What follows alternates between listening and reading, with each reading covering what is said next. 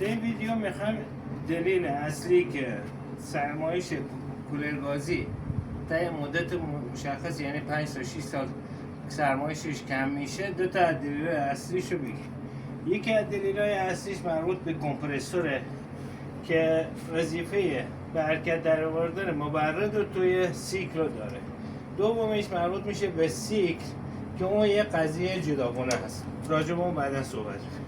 راجع به موتور، کمپرسور زمانی که رو دستگاه نصب میشه وظیفهش به حرکت در آوردن مبرد توسط نیروی برقه که مبرد رو حرکت میده تو سیکل که شما در داخل سرمایش یا گرمایش رو دارید.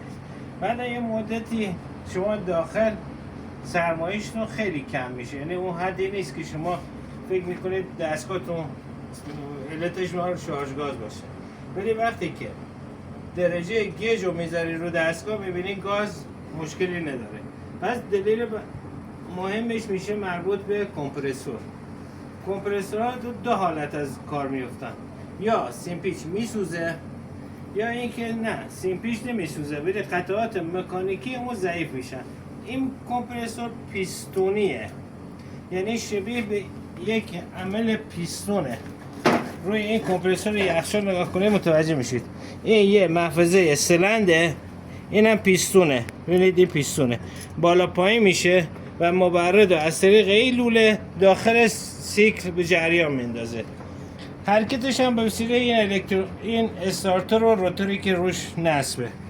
پس همون سیستم داخل این کمپرسور تعبیه شده، یعنی یه دونه سیمپیچ داره، یه قسمت متحرکه مکانیکی که همون سلند پیستونه. حالا چطور میشه بفهمیم که این پیستون ضعیف شده یا این کمپرسور باید تعویض بشه؟ چند تا راهکار داره. مهمترین راهکارش یعنی ساده ترین راهکارش این که شما دستگاه رو، لوله دستگاه رو باز کنید بیارید پایین. این لوله رفت دستگاهی، اینو از سیکل جدا کنید، بعد دستگاه رو روشن کنید. اگر بذار من الان روشن کنم این دستگاه رو.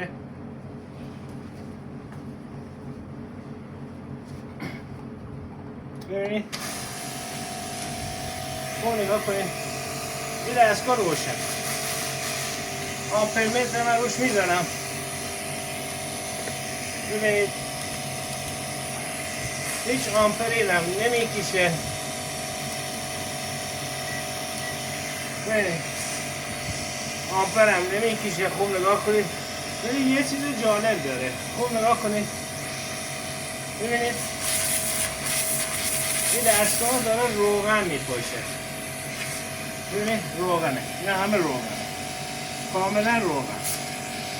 وقتی که دستگاه شما آمپر نمیکشه و داره عادی کار میکنه و اینجوری روغن میپاشه، مطمئن باشید که رنگ پیستون این دستگاه ضعیف شده.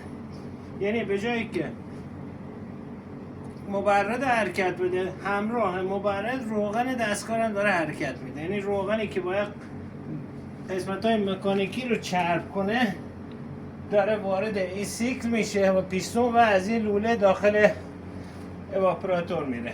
بعد یه مدت باعث میشه که این لوله مویی هم دچار مشکل بشه، سیکل کامل دچار مشکل میشه و دستگاه شما کاملا نمونه همین دستگاه کامل از کار بیفته. یعنی شما باید یه دستگاه دیگه بخرید جایگزین کنید. سعی کنید دستگاهی که حداقل 5 سال کار میکنن تو خونه یا هر جا که هستن باز کنید بیارید پایین تست کنید. یکی از تست های دیگه که میشه بفهمید رنگ پیستون این دستگاه ضعیف شده، استفاده از گیج های فشاره. گیج فشار رو موقعی که ببندید اگر فشار شما رو 300 وایسه و همینجوری بیاد پایین، یعنی رنگ پیستون داخل این دستگاه کاملا ضعیف شده، یعنی این موتور دیگه قابل استفاده نیست.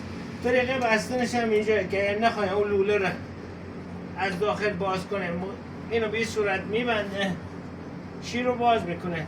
اگر فشار شما روی عدد ثابت موند، کم نشد، پس کمپرسور مشکلی نداره. ولی وقتی که روی عدد به طرف پایین اومد، این کمپرسور مشکل داره. پس این دلایل ساده ایه که همه میتونن تشخیص بدن که دستگاهی که بالای 5 سال کار میکنه علتش اینه که سرمایشش کم میشه، نمیشه اونو با تزریق گاز مجدد اصلاح کرد، نمیشه با تعویض لوله مویی یا شیر یک طرفه اصلاحش کرد. هیچ کدوم از اینا قابل اصلاح نیست مگر اینکه کمپرسور عوض بشه. این هم تا قبل اینکه آسیب جدی به رادیاتور بزنه.